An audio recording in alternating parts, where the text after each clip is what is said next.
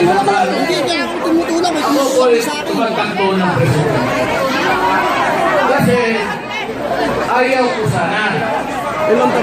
Pero pinapantayan ko yung lahat ng kandidato ng presidente.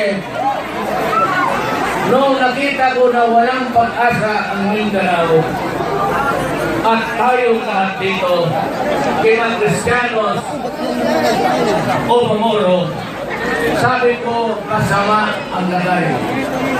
Bakit?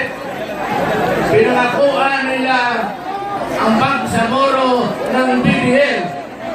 Sinabi ko na noon, duda ako dyan, ititribo lang nila. Totoo nga, dumating ang panahon na pagkatapos na lang ang administrasyon ni Aquino, walang BBM na lumabas. Ngayon, nagpahiya tayo.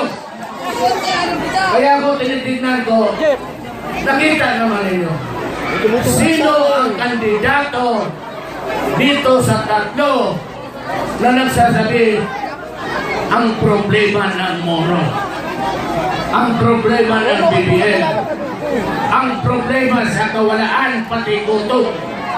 Wala. Kaya sabi ko, na-late ako, nag-file ako ng certificate of candidacy para tumakbo at gawin natin ang ating bayan na malakas. Kasalit na.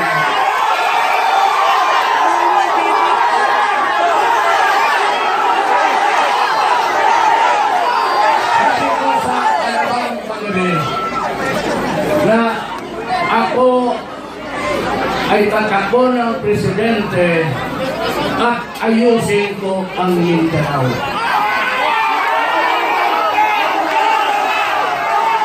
Ako naman ako mga presidente at ibinigay Allah ang kanyang blessing. Bago naman ako mamatay, matanda na ako.